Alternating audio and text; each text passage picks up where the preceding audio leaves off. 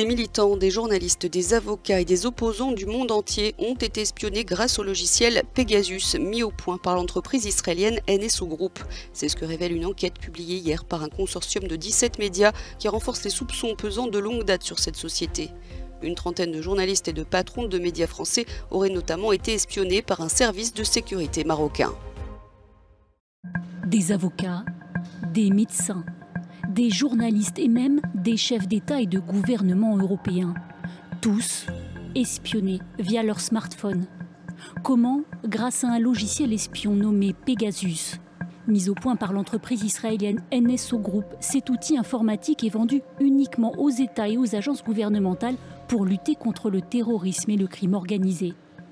Mais d'après une enquête minutieuse menée par le consortium de journalistes Forbidden Stories, une dizaine d'États a détourné l'utilisation de Pegasus pour espionner ses propres citoyens. 50 000 numéros ciblés, parmi eux 180 journalistes, dont 35 en France. L'éditorialiste Éric Zemmour, l'ancienne journaliste du Canard enchaîné Dominique Simoneau et Edoui Plenel de Mediapart ont été écoutés par le Royaume du Maroc. Cet espionnage a été utilisé pour atteindre le journalisme indépendant au Maroc. Il a servi pour construire des légendes, des rumeurs, des fausses histoires, pour emprisonner nos confrères marocains dans des procès iniques et dans des procédures totalement fabriquées. Avec cette enquête, c'est un cyberespionnage à grande échelle qui vient d'être dévoilé et qui n'est pas sans rappeler l'affaire Snowden. En 2013, le lanceur d'alerte avait permis de révéler un vaste système mondial de surveillance opéré par la NSA. Il s'appelle Pegasus, mais ce logiciel espion est un cheval de Troie. Développé et mis au point par la société israélienne NSO Group, il infecte les smartphones et en extrait les données en interagissant avec des serveurs et des sites internet. Conversations téléphoniques, messages même à travers des messageries cryptées, mails, contacts, photos, mots de passe, Pegasus a accès à tout, sans que sa présence ne soit détectable pour ses victimes et quel que soit le système d'exploitation du smartphone.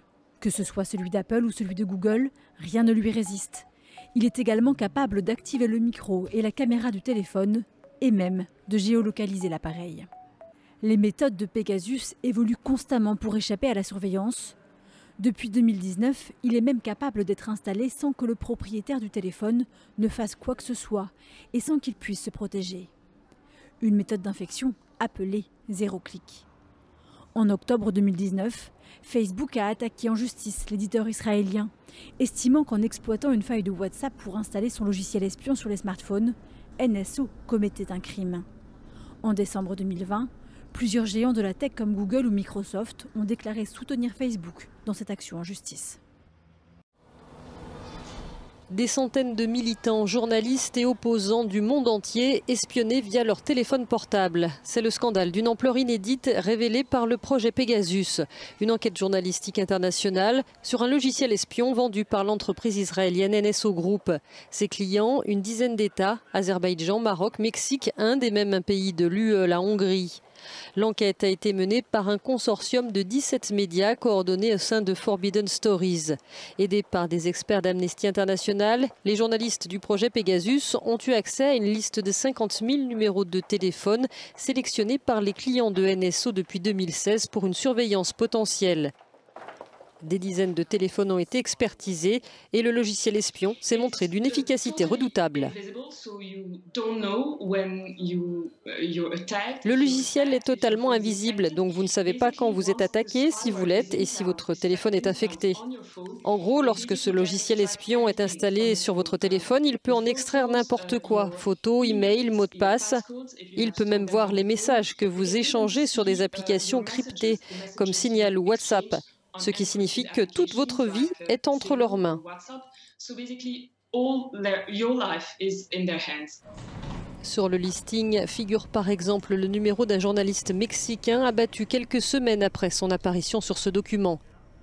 Un peu partout, les réactions d'indignation se multiplient en même temps que les révélations. En France, des journalistes ont été surveillés par le Maroc. Le site Mediapart et le Canard enchaîné ont annoncé qu'ils allaient porter plainte.